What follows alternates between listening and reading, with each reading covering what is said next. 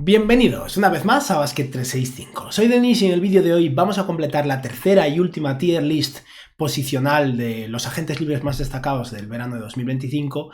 Ya hemos completado la de bases y escoltas y la de aleros y ala pivots, y ahora vamos a finalizar con la tier list de pivots.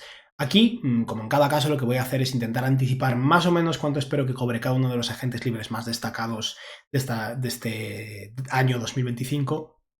Aquí hay de todo, hay muchos jugadores de la mínima al veterano al final. Me he esforzado para añadir bastantes más pivots de los que yo creía que me iba a encontrar. Hay aquí también algún híbrido de ala pivot al que moví del grupo de aleros y ala pivots al de pivots para darle más volumen a este. Pero dicho esto, vamos a empezar. Por supuesto, si estáis aquí me imagino que es porque os interesa la NBA, así que os animo a que os suscribáis. Dadle like al vídeo, que se agradece un montón, comentadme debajo de lo que opinéis y hacedme preguntas, que al final de cada vídeo siempre me gusta responder una pregunta de un vídeo anterior. Y por cierto, esta vez no me he preparado la pregunta, pero no pasa nada, la buscamos durante la tier list, que no será la primera ni la última vez que haga algo así. Y dicho esto, vamos a empezar. Aquí tenemos la tier list, aquí tenemos los nombres, el rango como siempre es de 40 o más millones arriba de todo, luego entre 30 y 40 millones, entre 24 y 30 millones, entre 18 y 24, entre 14 y 18. Esto es por encima de la mid-level básicamente, que empieza en 14,1, pero lo redondeamos a 14. Entre 8 y 14 millones, que es básicamente o la mid-level completa o una parte de la mid-level. Entre 4 y 8 millones de dólares, y luego mínima del veterano o un pelín más de la mínima del veterano será el rango que ponemos abajo de todo. Dicho esto, vamos a empezar con algunos nombres fáciles, lo típico, por rellenar ese grupo de minimal veterano, que es de lo más sencillo. Mason Plumlee, por ejemplo. Como siempre, en este grupo, en esta lista de nombres, hay jugadores que tienen opción del jugador y los hay que también tienen opción del equipo. Hay casos aquí donde un jugador no va a ser agente libre real, simplemente lo he incluido en la lista para que seáis conscientes de que veréis como mínimo algún tuit hablando de su renovación o su contrato. Un ejemplo, por ejemplo, es Brandon Carlsen de los OKC Thunder. Carlsen está ahora mismo en un contrato dual y tal vez firme otro contrato dual, tal vez firme otra cosa, pero es un agente libre restringido que si renueva por un contrato regular con los Thunder, que lo veo complicado por la cantidad de jugadores que tienen en plantilla, será por la mínima del veterano o algo similar, pero un contrato a largo plazo, ¿no?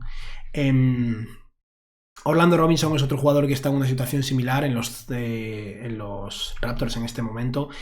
Creo que es un jugador útil a nivel ofensivo hasta un punto en el que me parece alguien interesante para Toronto, pero los Raptors tienen control sobre él si quieren mantenerlo y no se va a ir a otro lado, ¿no?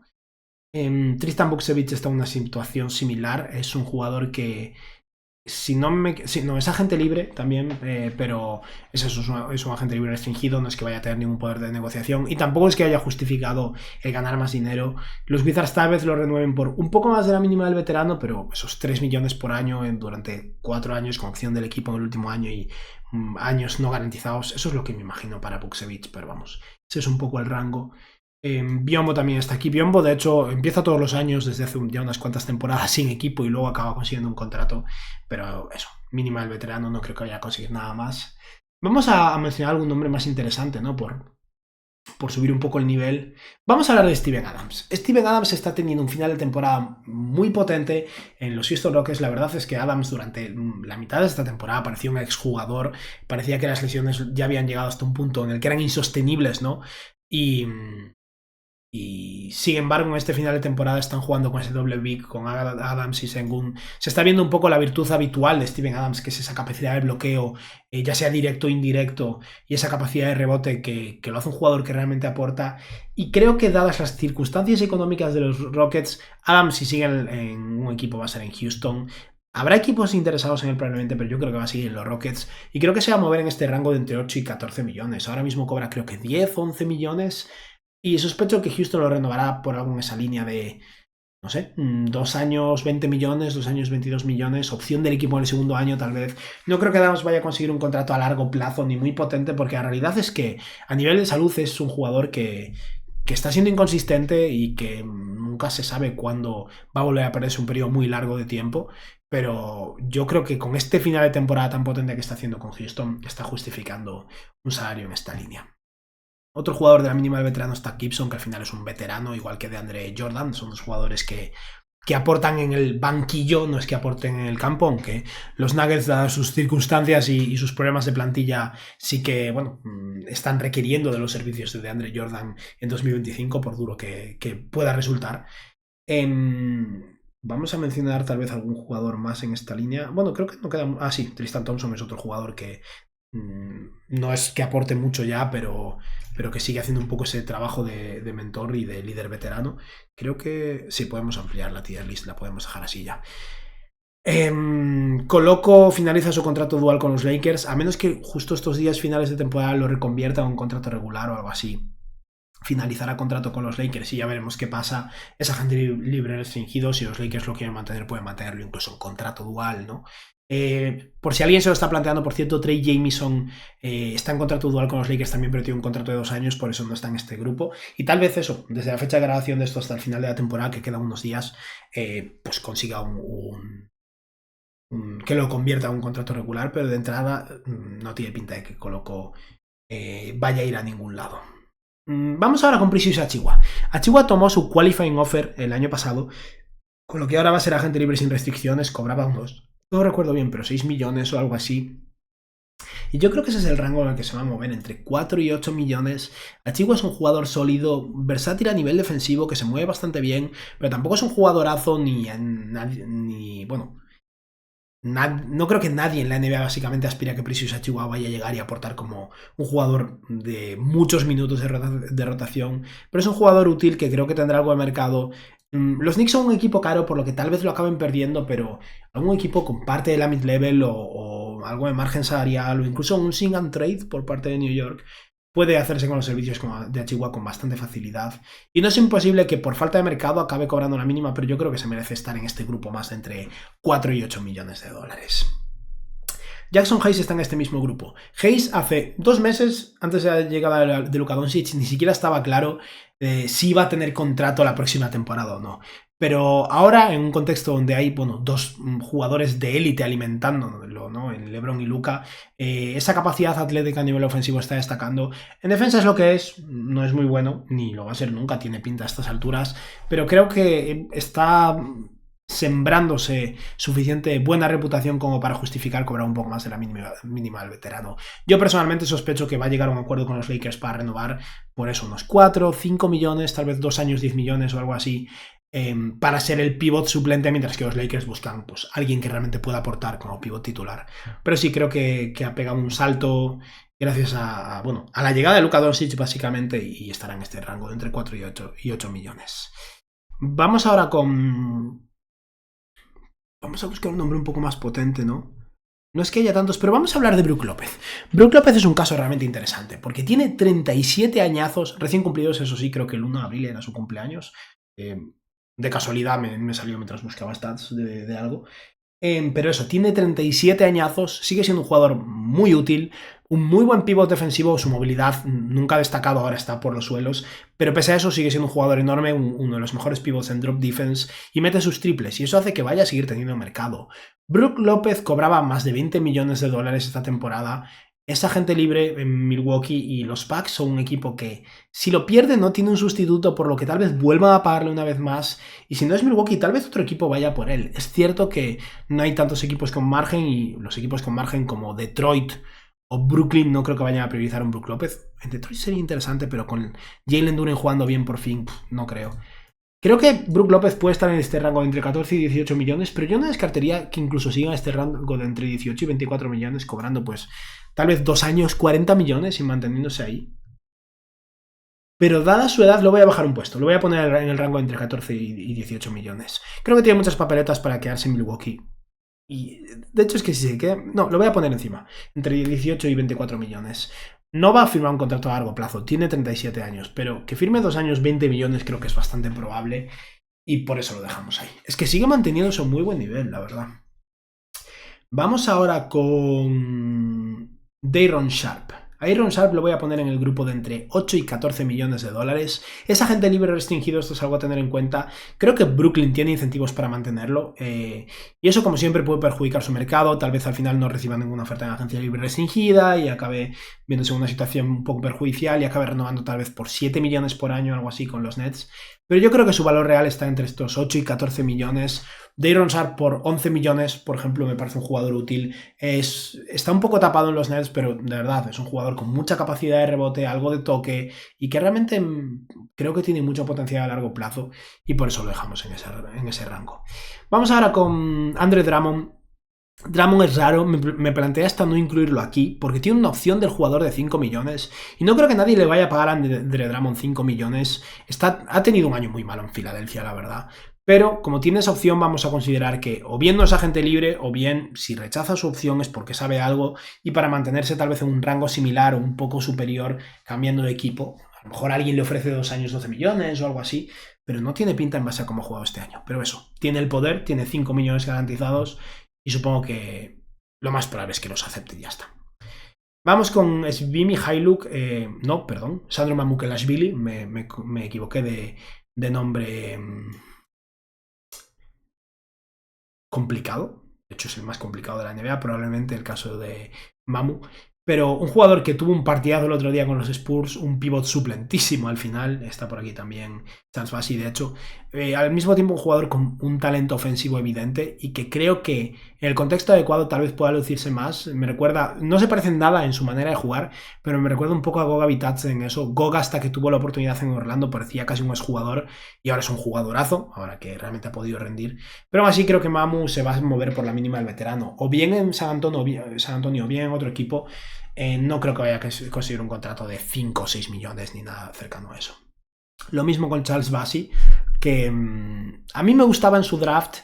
Creo que tuvo sus flashes en San Antonio, desgraciadamente también se rompió el cruzado, y si no recuerdo mal también se había roto el cruzado en la universidad, por lo que ya lleva 2 lesiones graves.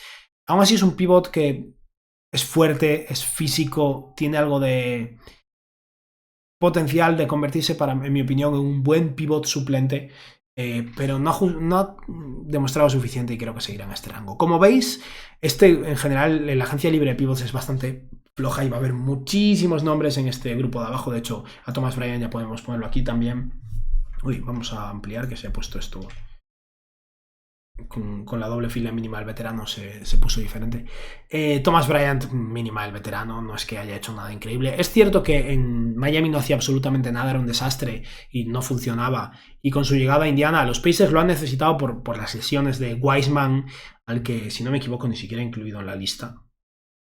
Creo que ni lo he incluido porque es que ¿para qué? Sí, no está. Las lesiones de Wiseman y de... se me acabó... Dios... Isaiah Jackson. ¿Cómo se llama el antiguo pick de primera ronda de los Pacers que se rompió el tendón de Aquiles también? Bueno, este tío, ahora os digo el nombre.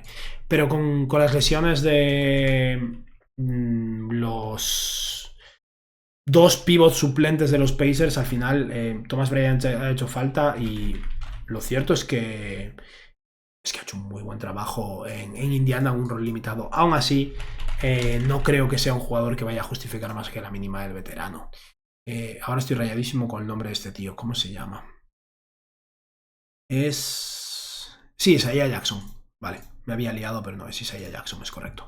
Pues vamos a hablar de Isaiah Jackson, precisamente. Isaiah Jackson es agente libre restringido y tiene el tendón de Aquiles roto, lo cual hace que su mercado vaya a ser limitadísimo.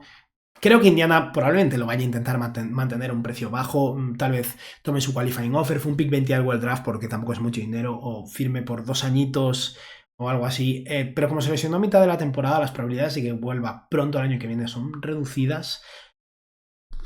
Creo que básicamente por ese poder que le da esa qualifying offer lo voy a poner en el rango de entre 4 y 8 millones. Obviamente, dada su lesión, probablemente su rango sería mínima del veterano, pero cuando estaba antes de su lesión, estaba convirtiéndose en un jugador interesante en ese rol de 4-5, con mucha verticalidad y algo de capacidad de tapón, pero desgraciadamente la cosa pues pinta bastante peor ahora que un jugador que se basa mucho en su capacidad atlética se ha roto el tendón de Aquiles. Pero bueno, lo ponemos en ese rango de entre 4 y 8 millones. Vamos a hablar de Clint Capela. Clint Capela es un jugador que no tengo nada claro cómo valorar, ¿no? Capela ya hace un par de años que es muchísimo peor de lo que era en su buen momento en Houston, obviamente, pero incluso en Atlanta. Hace unos años era un jugador clave para Atlanta. Ahora creo que a nivel atlético, a nivel físico ha decaído mucho. Sigue siendo un grandísimo reboteador y un jugador que es útil, pero los 20 millones que cobra no los va a volver a ver en su vida. Aún así, creo que un poco por pedigrí, ¿no? Y por cómo ha aportado durante años en Atlanta, tienen bastantes posibilidades de mantenerse en este rango de entre 8 y 14 millones. Sobre todo teniendo en cuenta que, viendo esta lista, hay algún nombre más que va a estar por encima de este rango de la mid-level, pero no muchos. Y de entre todos los nombres que he mencionado, Day'Ron Sharpe es el jugador joven interesante, pero aparte de eso, Steven Adams, que se va a quedar en Houston, es que no se va a ir a otro lado. Es que Clint Capela es tal vez el agente libre real de más calibre de los que he incluido aquí, con excepción de Brook López. Así que sí, creo que eso infla su valor hasta un punto en el que tal vez esté en ese rango de entre 8 y 14 millones. No creo que nadie le vaya a ofrecer un contrato largo, pero un añito o dos a lo mejor sí que consigue. Vamos ahora con Quinten Post. Quinten Post es interesante. Lo añado aquí básicamente porque, bueno, para que seáis conscientes de que es otro jugador que va a salir a agencia libre, pero agencia libre restringida. Los Warriors tienen una player option en este verano. Tal vez la tomen y ya está por mantenerlo barato, pero creo que lo más probable es que la rechacen y lo firmen por 4 años y muy poco dinero. Lo voy a poner en este rango de mínimo al veterano porque es lo que va a firmar al final. Y esto es muy positivo para los Warriors. Quinten Post les aporta mucho. A nivel ofensivo, a nivel de tiro es espectacular. A nivel defensivo es malo, es cierto.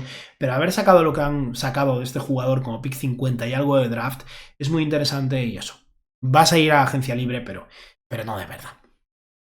Vamos con Dwight Powell, que está en un caso similar al de Andre Drummond. Dwight Powell tiene un año de contrato por 4 millones con una player option. Puedes coger si la toma o no.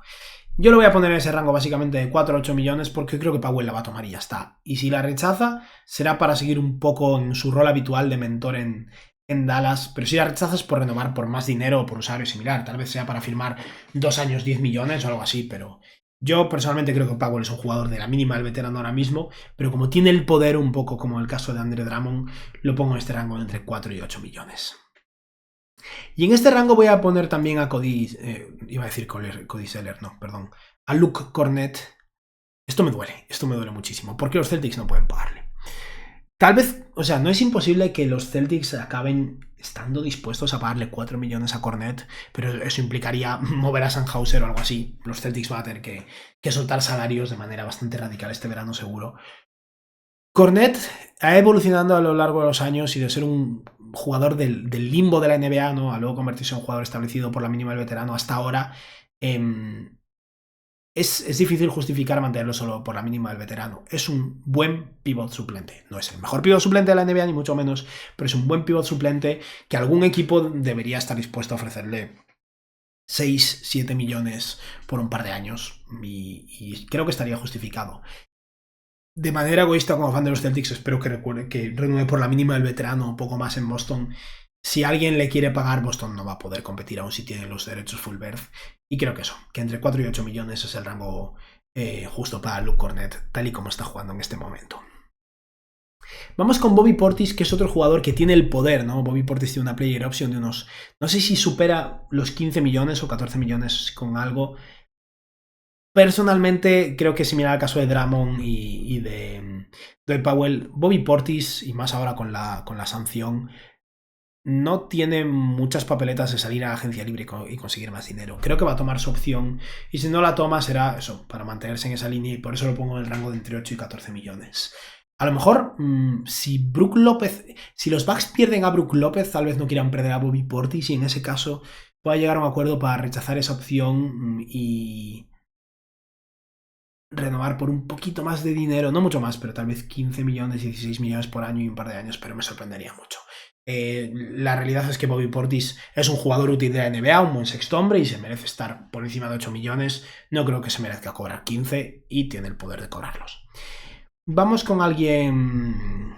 Bueno, a Jericho Sims lo podemos poner aquí por la mínima. Vamos con Mo Wagner, es un caso interesante. Wagner tiene una opción del equipo de 11 millones y tiene el ligamento cruzado roto. Creo que lo que va a pasar con Mo Wagner es que los Magic, que el año pasado tenían margen salarial, este año están cerca del impuesto de lujo y van a tener que hacer maniobras probablemente. Orlando va a querer rebajar su carga salarial, pero no creo que vaya a querer perder a Mo Wagner, por lo que sospecho que rechazarán esa opción de 11 millones y llegarán a un acuerdo de 2-3 años de contrato por menos dinero. La duda es, menos dinero nivel menos de 8 millones por año, tal vez 7 millones por año y firmen un 3,21, por ejemplo, o un contrato más de, 10 millones y solo una pequeña bajada. Yo creo que es posible que se caiga este rango de entre 4 y 8 millones. Al final está lesionado y tiene poco poder de negociación. Si Orlando le ofrece 3 años, 21 millones, opción del equipo en el último año. Creo que Wagner la va a tomar y por eso lo pongo en este rango entre 4 y 8 millones. Cuando está sano, rinde a un nivel superior, en este rango entre 8 y 14 millones seguro. Estaba siendo un muy buen anotador desde el banquillo y un jugador con mucha capacidad de aportar realmente en Orlando, pero desgraciadamente está lesionado. Vamos ahora con Santi Aldama. Aldama es un caso muy interesante. Es agente libre restringido. Es, siendo realistas, uno de los mejores agentes libres restringidos de este año. Ha tenido un año de realmente explosión en Memphis, pero los Grizzlies han acabado muy mal y Aldama está peor últimamente. Eso influye. Aún así, creo que Aldama podría empujar hacia los 20 millones por año, dado que es el segundo mejor pivot joven de esta agencia libre. Luego hablaremos del mejor o híbrido de pivot, porque más bien juega de 4, pero lo voy a poner en este rango de entre 14 y 18 millones. Creo que una vez Memphis llegue a un acuerdo con Jaren Jackson Jr. de renegociación, extensión o de extensión directamente por el Supermax o algo cercano, su siguiente prioridad es Santi Aldama, y a menos que Brooklyn, que es básicamente el equipo con dinero y que puede tener interés en Aldama, sea muy agresivo y le ponga 22 millones sobre la mesa, que me sorprendería, creo que Aldama llegará a un acuerdo de un poco más de 14 millones por año, tal vez 16, 17 millones por año con los con los Grizzlies. 3 años 51 millones, algo en esa línea. Creo que es una opción bastante viable y por eso lo dejamos en este rango por encima de la mid-level. Si Memphis le pide a Aldama que busque ofertas porque juegan el juego de la agencia libre restringida, tal vez sí que acabe cobrando una mid-level y se quede en el rango de debajo, pero bueno. Paul Reed, mínima del veterano, la verdad es que es un jugador que me interesaba mucho en su momento en Filadelfia. Ha ido en declive y ahora mismo es un jugador irrelevante en Detroit que finaliza contrato y supongo que alguien le ofrecerá un contrato por la mínima, pero no espero mucho de él. Lo mismo con Bol Bol. Sé que hay gente que se niega a perder la esperanza. Yo la perdí hace mucho tiempo. Yo no creo que Bol Bol sea un jugador relevante en la NBA. No quiero decir que sea un completo desastre, pero tiene talento ofensivo, es un defensor muy malo. Tiene que jugar más de 4 que de 5. Lo he puesto en este grupo porque mide 2,20 y por rellenar un poco, pero Bol Bol a lo mejor sigue por la mínima en Phoenix, quién sabe. Y quedan 5 nombres y todos me parecen interesantes. Vamos a librar al que menos me interesa de momento, que es Kevon Looney. A Looney lo voy a poner entre 4 y 8 millones. Creo que cobra 8 millones precisamente ahora mismo en los Warriors. Looney ya ha dejado atrás su mejor momento. En 2022, recordemos que sin él los Warriors no hubieran ganado un anillo, básicamente. Fue una bestia en los tableros.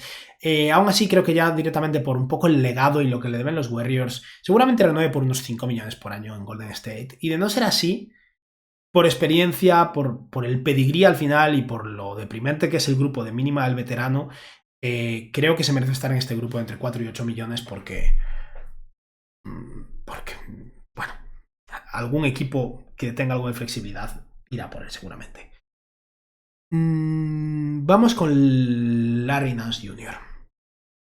Larry Nance durante muchos años ha sido un jugador versátil, un jugador para mí muy infravalorado, también capaz de jugar ese rol híbrido entre el de ala pivot y pivot, móvil, con mucho instinto defensivo, algo de capacidad de pase, algo de capacidad de tiro pero muy limitada, pero lo cierto es que con el paso de los años ha ido en declive.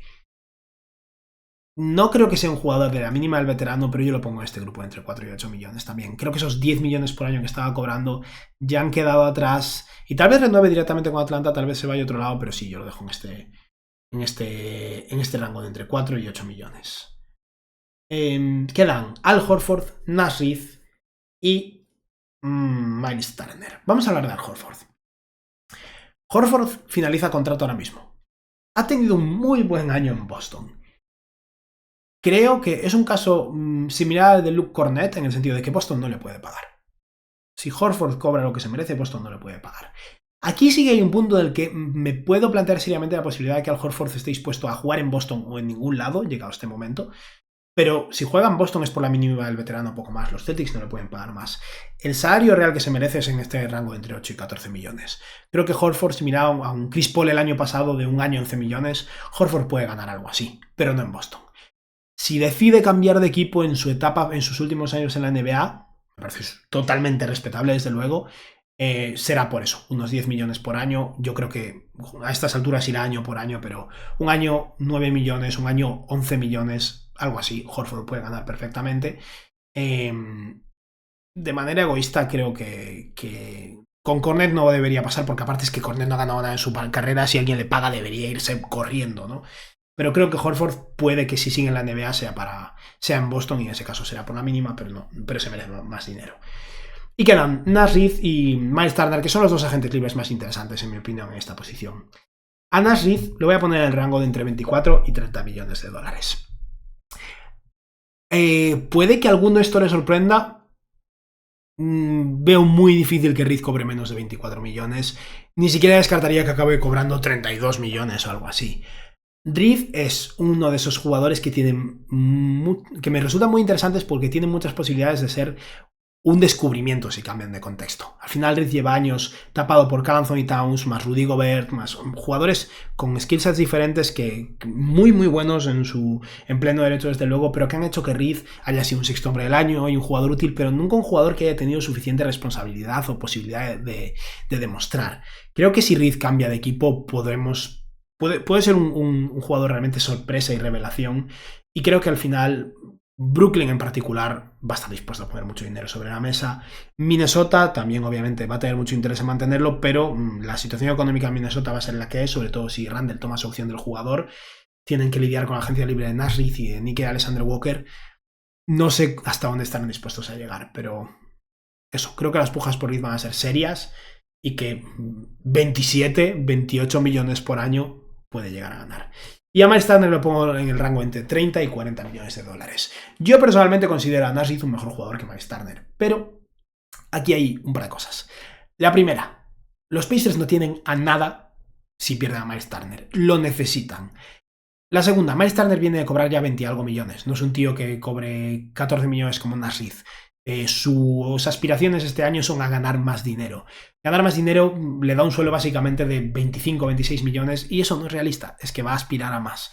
Tal vez acabe cobrando 28 millones o así, pero a mí no me sorprendería que Turner acabe en 32, 33 millones, ya sea con los Pacers o otro equipo. Creo que Indiana básicamente se va a ver presionada a pagarle y tendrán que librarse de Obi Toppin o algo así por hacer espacio para pagarle, pero sí. Miles Turner tiene mucho poder, más poder del que se merece probablemente, pero las circunstancias de los Pacers hacen que el hecho de que sea un jugador cotizado y que su equipo realmente lo necesite hacen que para mí Turner tenga muchas posibilidades de llevarse más de 30 millones en esta agencia libre. ¿Será un buen contrato?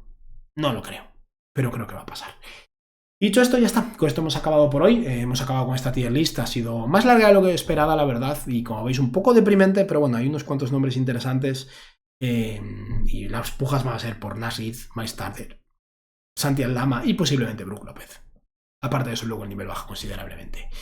Y ya para acabar, vamos a responder una pregunta que creo que es interesante, relacionada precisamente con el despido de Michael Malone por parte de los Denver Nuggets y muy focalizado a los San Antonio Spurs, que todos los fans de los Spurs están deseando cambiar de entrenador. Tener a Deuce Tatum con 40 años de entrenador no les convence, me parece normal.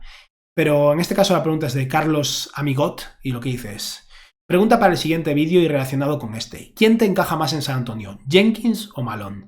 Jenkins tiene el desarrollo de talento y el conocer la casa, estuvo unos años en el equipo de G-League, pero Malone está más probado en playoffs y se sabe que es un muy buen amigo de Popovich.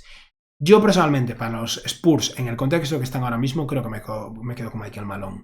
Es cierto que son un equipo en etapa de desarrollo y Taylor Jenkins ha demostrado la capacidad de desarrollar talento en Memphis, pero Malone también lo hizo en su momento con los Nuggets. Recordemos que fue entrenador de los Nuggets jóvenes también con Jokic y Jamal Murray. Y Malone es un entrenador mucho más probado en playoffs, y la realidad es que si no en un año, en 2, 3 o 2 probablemente solo, los Spurs ya van a ser un equipo compitiendo seriamente en playoffs. Por eso yo personalmente me quedaría con Michael Malone.